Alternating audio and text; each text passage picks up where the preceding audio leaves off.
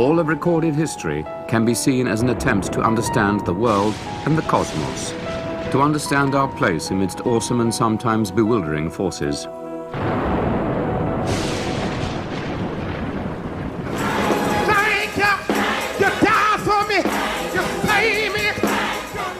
For most of human history, religion has played the central role in addressing the basic questions that we encounter as human beings. Questions of purpose, goals, meaning, and order. In modern terms, we might say that religions are systems of belief and commitment upon which the faithful order their lives.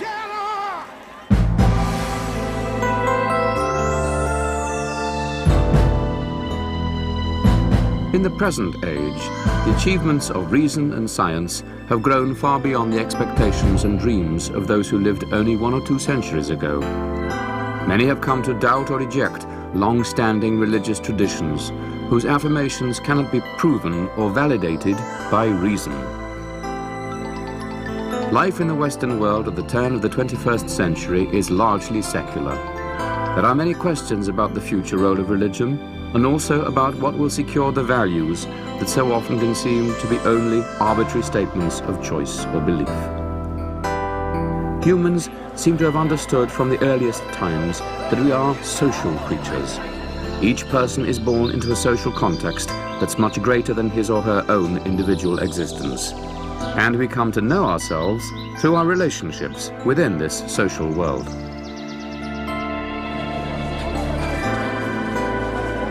Every ancient society that we know about understood itself as the representation of a cosmic order. When we talk about a cosmic order, we are saying that the universe is a coherent whole in which every part is related to every other part. To believe in a cosmos is to believe that everything in the world, or in one's experience of the world, is a part of some greater structure.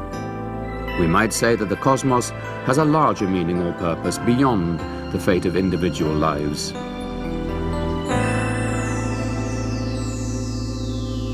The earliest human beings used myths to represent the way in which the cosmic order had been revealed to them.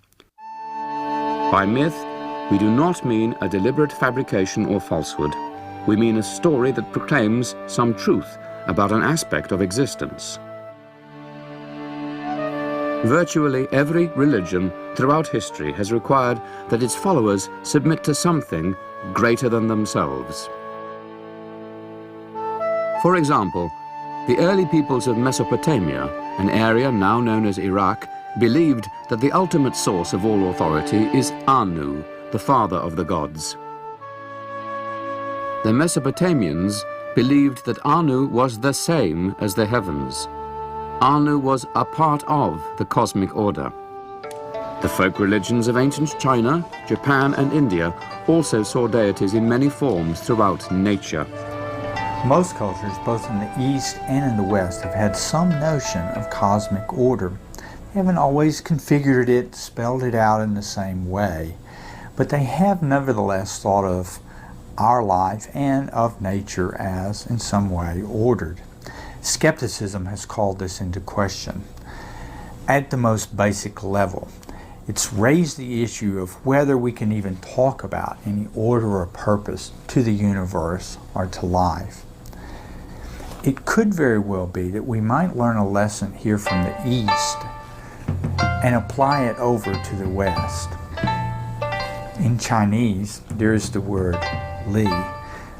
Li talks about principle, order, pattern.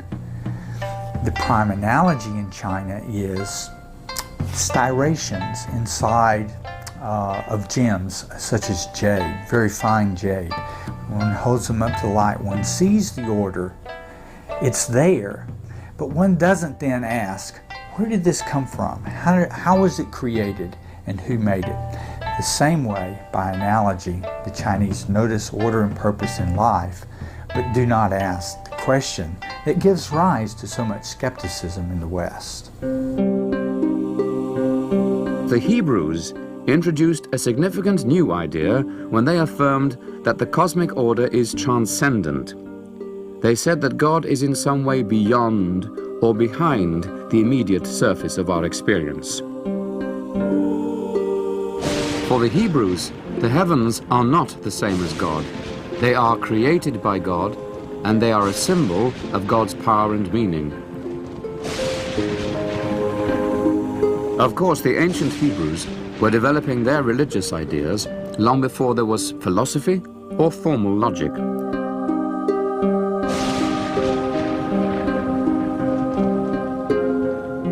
Classical Greek thinkers introduced one of history's most significant departures from religious myth: philosophy. This raises an important question. What is the difference between religion and philosophy? In the Western tradition, the religious cosmic order includes a transcendent personal God. This transcendence means there is an ultimate mystery at the heart of the cosmic order. The cosmic order is thus beyond human comprehension. In this religious point of view, the simple notion of God's will is sufficient to account for everything that exists. But there is no explanation for why God wills things to be as they are. The biblical story of Adam and Eve says the tree of the knowledge of good and evil produces fruit that is forbidden to us. To persist in asking for an explanation of God's will is seen as defying God's will. But in philosophy, there can be no ultimate mystery at the heart of things. The human mind is believed to have access to a truth greater than any particular social or individual order. In a work entitled The Timaeus, Plato says that the discovery of philosophy gave individuals the ability to grasp the cosmic order. Kaipe, had we never seen the stars and the sun and the heaven, none of the words which we have spoken about the universe would ever have been uttered. But now, the sight of day and night, and the months, and the revolutions of the years have created number and given us a conception of time and the power of inquiring about the nature of the universe. And from these we have derived philosophy, than which no greater good was ever or will be given by the gods to mortal men. Though Plato says philosophy has been given to man by the gods, he sees man as having the power to inquire about the cosmic order, and perhaps even to understand it.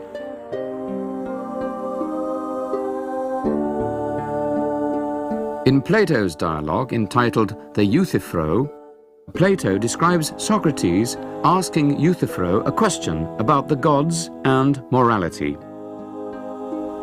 Socrates asks, is something right because the gods approve of it? Or do the gods approve of something because it is right? If something is right because the gods approve of it, then rightness and wrongness reflect divine judgment. On the other hand, if the gods approve something because it is right, then there is a standard of rightness, a moral or cosmic order that transcends even the gods. No doubt some of Socrates' contemporaries saw his words as an attack on traditional religious practices and a denial that the gods exist. Indeed, Socrates was brought to trial and sentenced to death on the charge of denying the traditional gods of Athens. Socrates was thus among the first philosophers to express a form of religious skepticism. Skeptical questions have since become historically intertwined with the major religious traditions of the West.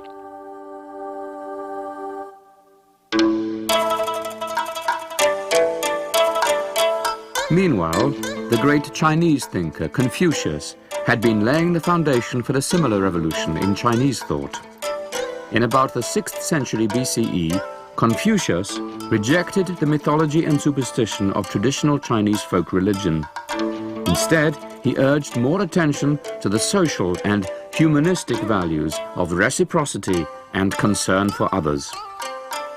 When Confucius is talking to his favorite disciple, Su Lu asks, How should one serve ghosts and spirits?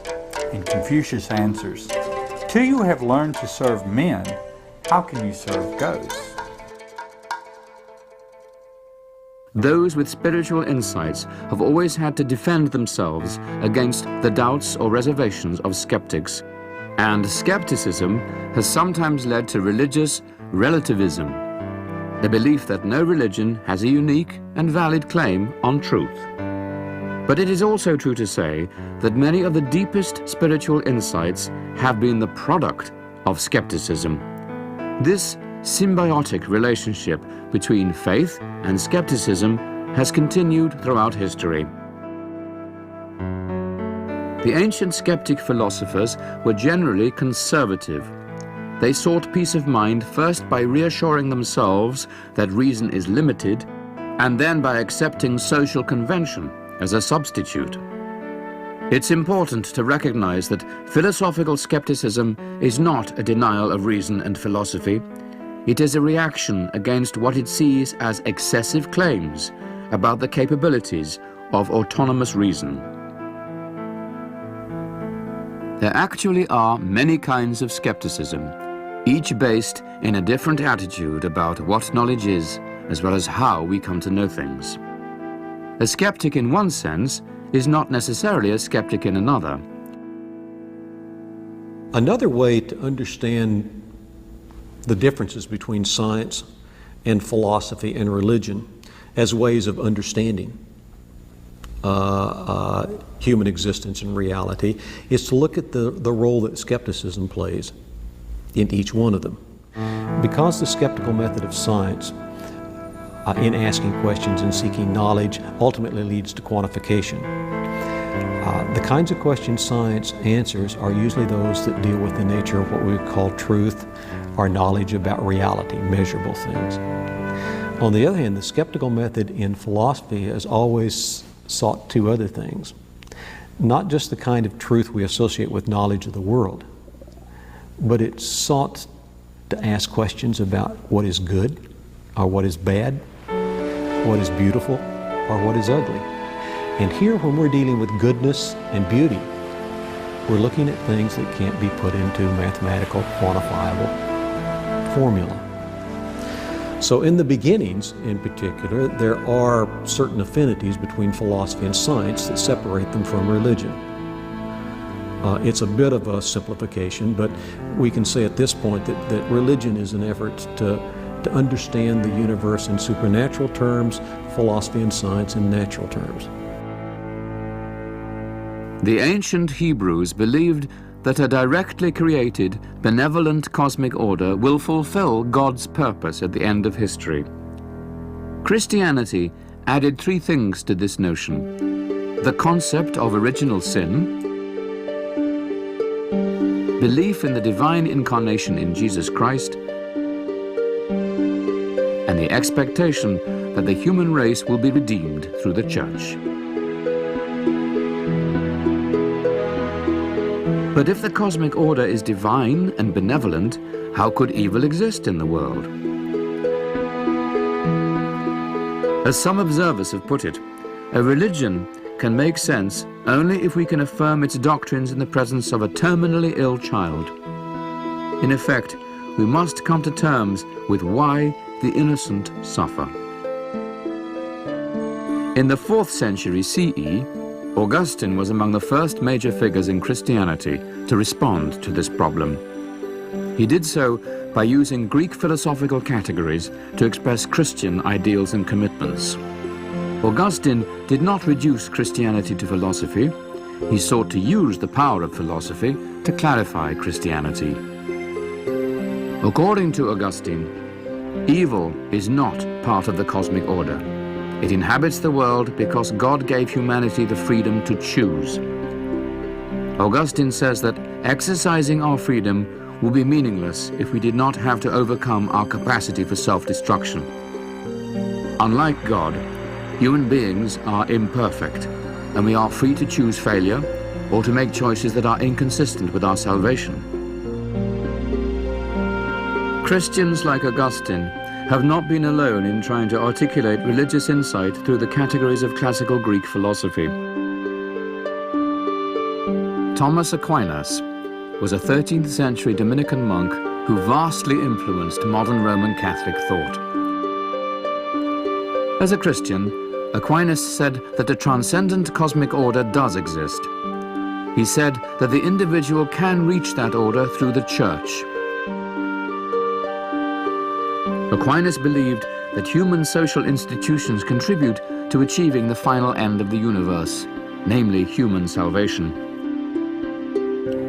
The Church is the highest institution, so then the state must serve the Church by ordering human affairs. In other words, the state does have positive functions concerning the cosmic order, but they are subordinate to the Church. During the 11th and 12th centuries, works of Aristotle previously unknown in Christendom began to make their way through Arabic and Syriac translations into the universities of Europe, which were largely run by the Church. Those works presented the Church with a couple of very significant challenges because Aristotle took views that the universe was not created, it was eternal, and that while there was something he called the agent intellect that survived the death of the body, it did not maintain any kind of individual identity. And of course, personal immortality is a cherished view on the part of the West monotheisms. In order to defend the Church from these challenges by Aristotle, one of the greatest minds of the West, Thomas Aquinas, began his study of Aristotle. So successfully was he in defending the Church from Aristotle that in many ways he Christianized Aristotle and made him the foundation for modern Roman Catholicism. Now, one of the most famous things that developed out of this is Thomas's 5 ways, the 5 arguments to prove the existence of God, all of which are borrowed from Aristotle. The argument from necessity, that since something cannot come from nothing, there must have always been something, that something was God. These have traditionally been taught and looked at as proofs for the existence of God, these 5 ways. But there's been a lot of research done on Thomas Aquinas recently that point out that maybe that is a misunderstanding of what he meant by them, that the 5 ways in his great work, the Summa Theologia, were not meant to be arguments that God existed. Thomas didn't need to prove that. That was a given for him. That really these 5 ways were just ways of knowing how God worked in the world. The work of Aquinas was particularly significant because of the way others reacted to it. Some responded to Aquinas by rebelling against the rationalism of the late Middle Ages, rejecting what they took to be its arrogance and hubris. They sought to show that rational knowledge about the transcendent cosmic order is fundamentally uncertain and limited. These writers confronted the anxiety of human existence through an inward spiritual and moral quest for the cosmic order. But they were swimming against a tide of rationalistic thinking that has characterized the modern age, a tide dominated by science and humanism.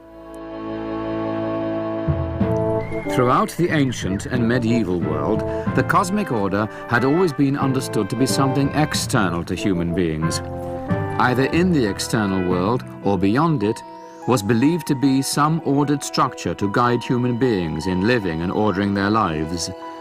Said another way, the physical world had always been understood to be suffused with a purpose that was either immanent or transcendent. But modernity changed all that. Foremost among the new influences was the scientific revolution. Scientists now viewed the physical world as a vast mechanism, lacking an internal purpose, or what is called a teleology. Scientists said the physical world operates according to fixed mechanical laws. Any purpose in these physical laws would have to be imposed by God to achieve God's purpose. The great achievements of modern science also undermined the notion that the physical world can be perceived and understood in a straightforward way. For example, the Polish astronomer Mikołaj Kopernik, known in Latin as Copernicus, showed that the Earth revolves around the Sun. This defies our daily evidence that the sun moves around the earth, rising in the east and setting in the west. Copernicus said that the earth rotates on its axis, creating an illusion that the sun moves around the earth. The concept of motion and of how we perceive it now had to be reinterpreted. In particular, it now seemed that motion has to be measured relative to the observer. A host of other changes made modern thinkers highly aware, even self-conscious, that so much depends on our perspective in seeing things. Renaissance art celebrated this new awareness. The voyages of discovery also were leading people to understand themselves and the world in radically new ways. Ancient skeptical texts were rediscovered, and this further revived all of the arguments about perspective. Without confidence in an external purpose or goal or meaning in the world, many thinkers decided to turn inward in search of the cosmic order. René Descartes' response to the modern skeptical crisis affirms that the cosmic order is internally apprehended.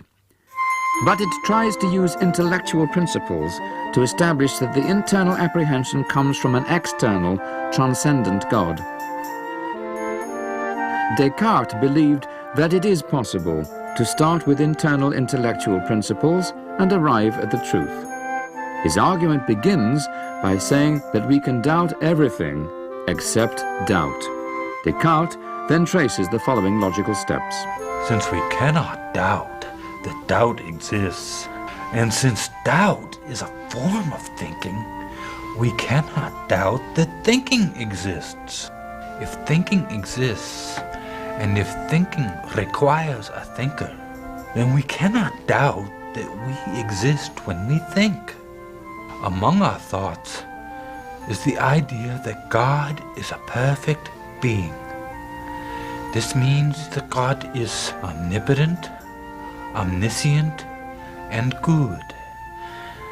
This idea of God does not come from experience. This idea cannot be invented by me. Therefore, it must come from God. Therefore, a transcendent being exists who guarantees my intellectual powers. It's interesting to note that this reasoning supports Descartes' famous statement that I think, therefore I am. We also should note that a crucial aspect of Descartes' argument is to assume that an effect can have only the properties it derives from its cause. This means that only a perfect being can cause the idea of perfection.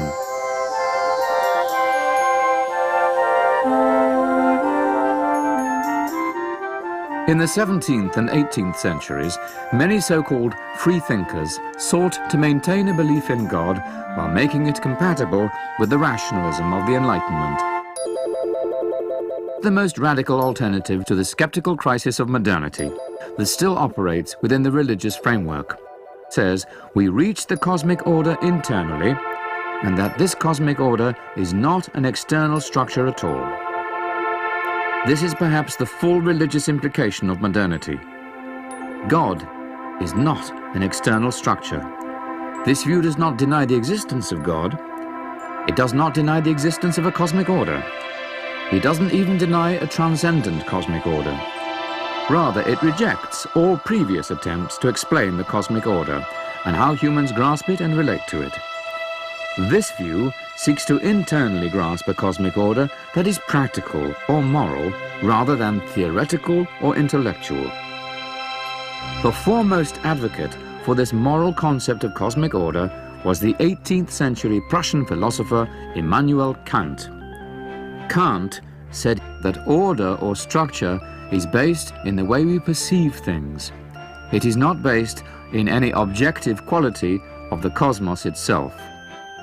To reach this conclusion, Kant starts by observing that our moral experience consists of praising and blaming ourselves for the actions we have taken. Yet such blame only makes sense if each of us is responsible for our actions, and each of us can be responsible only if we have a free will. For Kant, the human will is a moral will. Its autonomy consists in self-subordination rather than self-assertion. This concept is a modern counterpart to Plato's insistence that understanding ourselves is fundamental and understanding the world is derivative.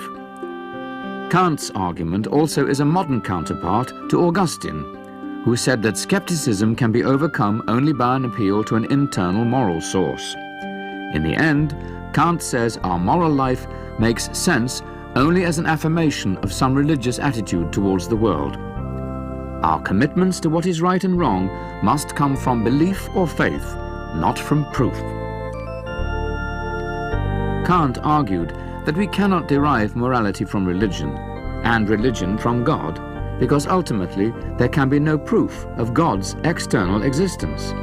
So God and religion must be understood by their internal relation to our moral experience.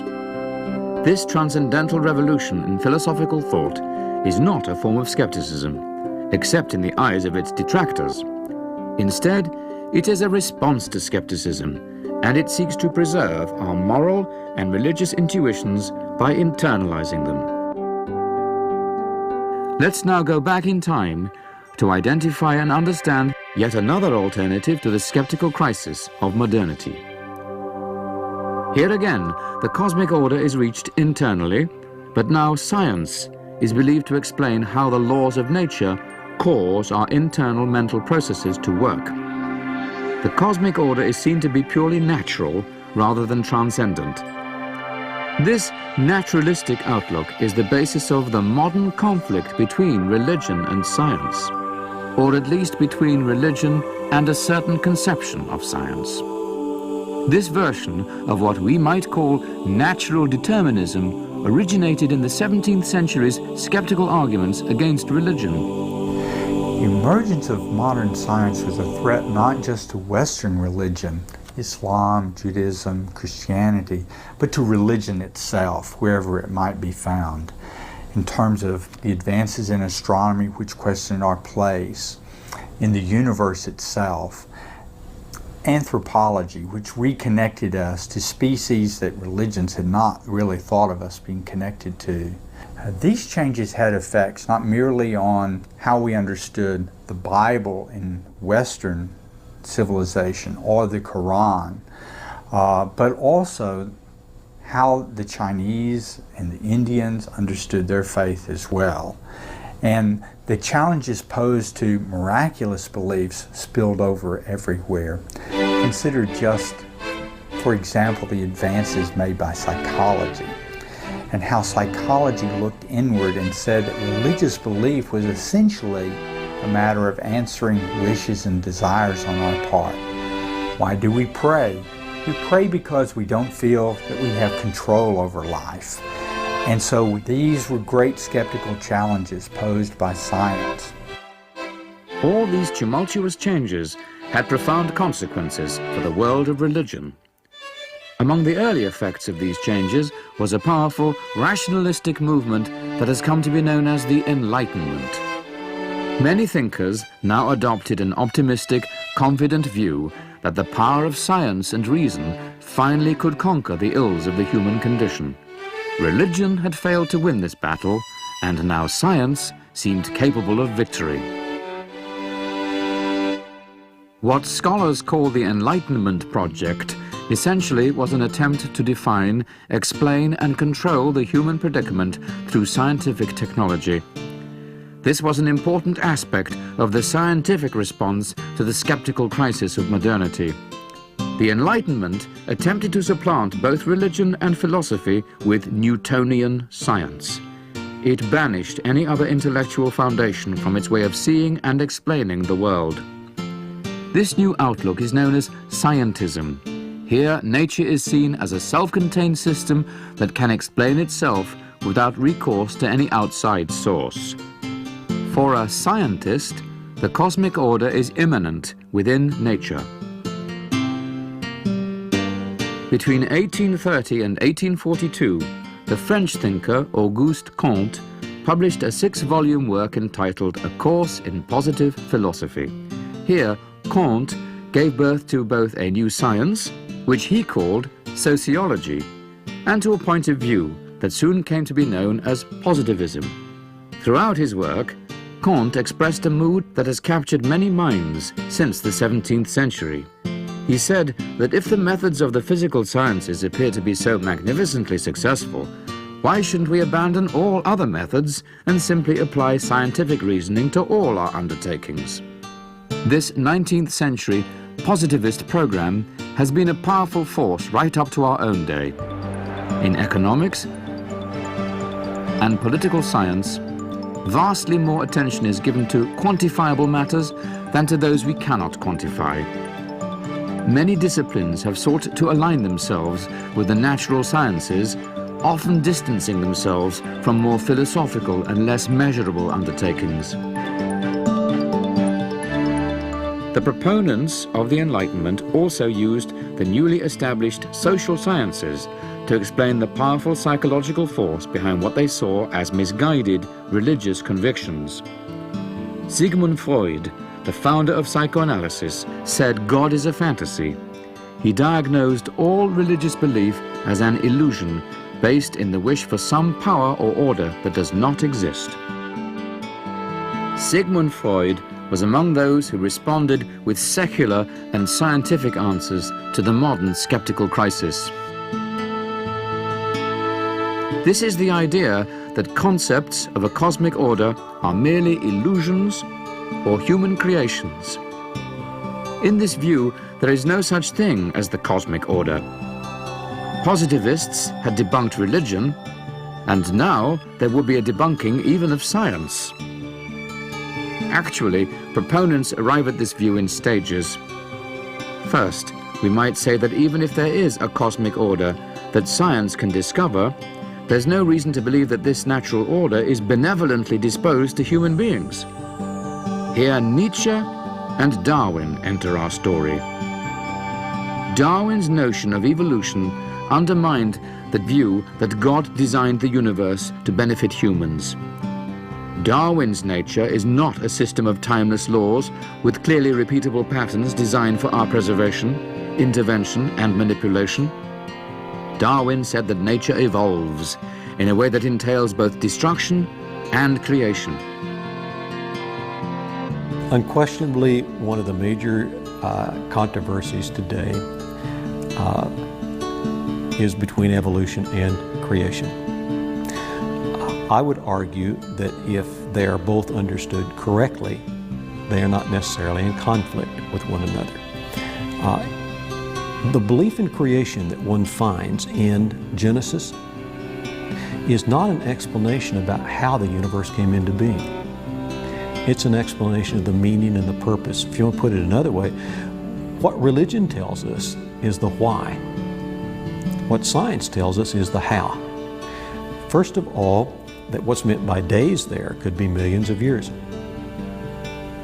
And that the processes through which human intelligence came to become a part of the universe through evolution is something that was not done in days or just instantly on the spot, but took place over millions of years. Friedrich Nietzsche, the most influential German philosopher of the last half of the 19th century, interpreted Kant's view of the moral order in the light of Darwin, and he gave it a new twist. Nietzsche said that the transcendental order is really a human creation, and that the very notions of nature and science are created by humans.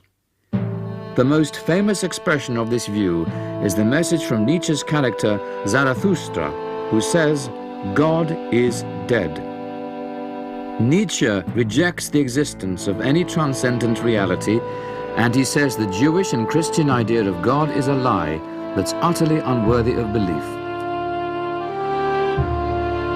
The death of God, Nietzsche observes, may be slow. Its full impact may not be felt for some time, even by those who acknowledge it. The habit of religious belief may also linger on among the unenlightened. Religious fervor may even increase with growing anxiety about the consequences of this impending loss. But Nietzsche is convinced that the religious worldview and religious values are on their way out, and he warns that their collapse will lead to a crisis of unparalleled magnitude. So he announces what he calls the advent of nihilism. Nihilism stands at the door. There is a rebound from God is truth to the fanatical faith, all is false.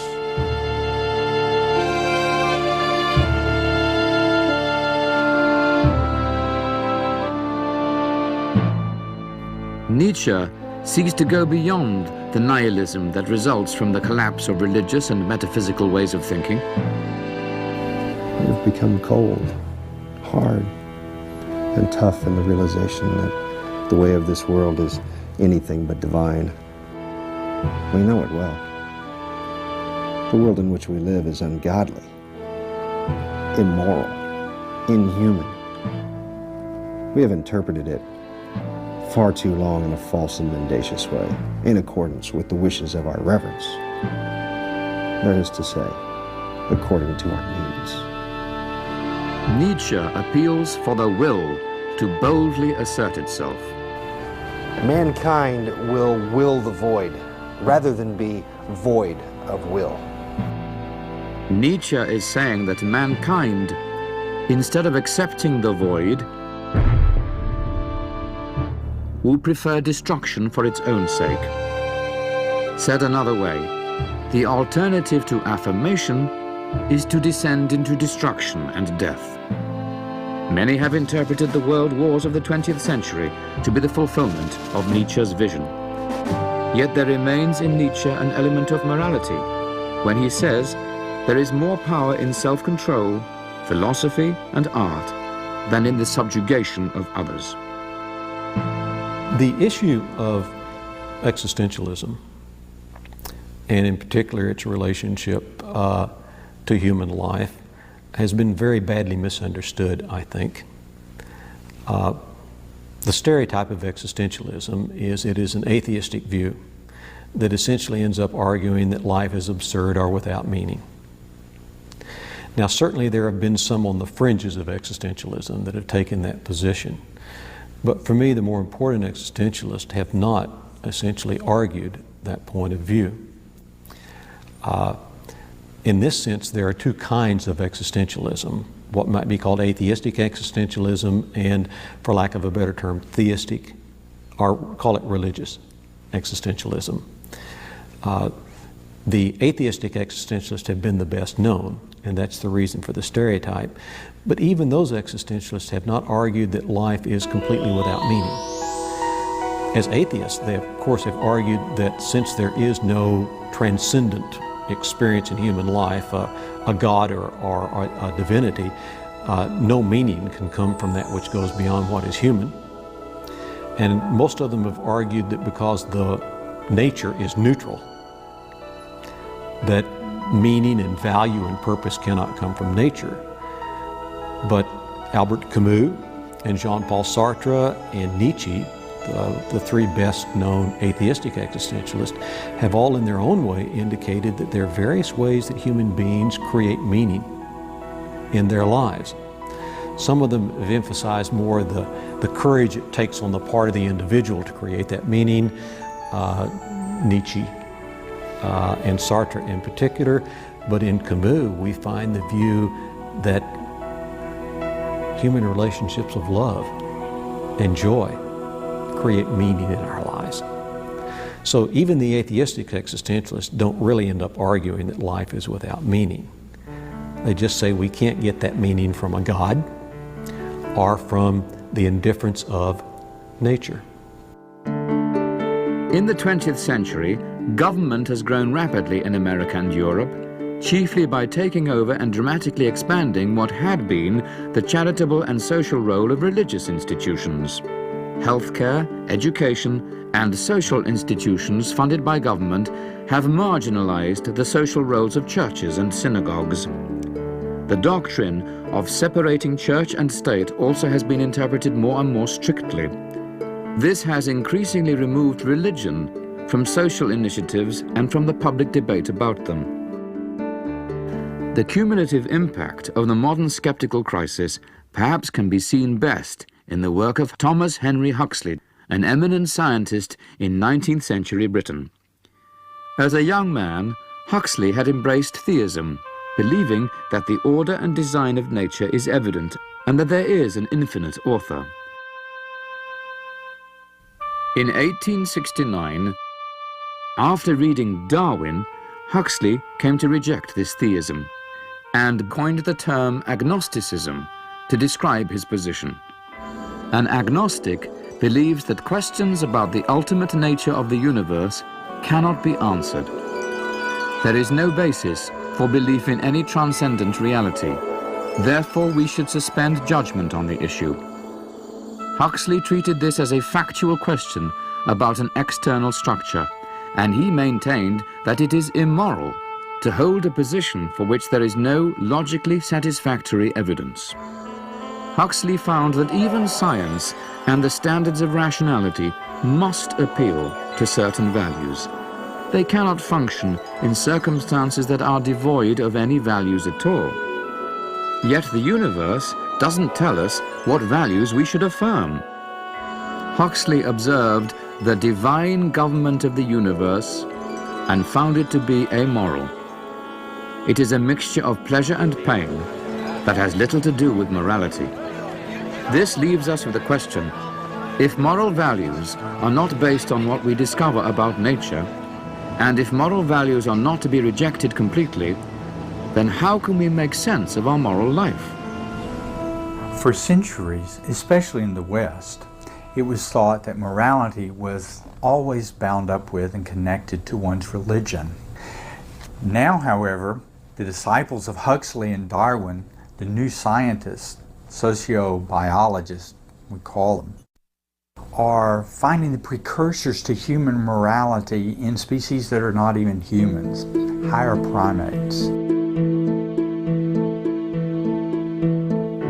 In many ways, science has been one of the greatest success stories of the modern age. Human health and prosperity have taken great leaps forward due to the germ theory of disease, the harnessing of electricity, the modern understanding of chemistry, and countless other scientific and technological discoveries and advancements. With this newfound scientific knowledge has come many new philosophical insights, and also many new questions and problems.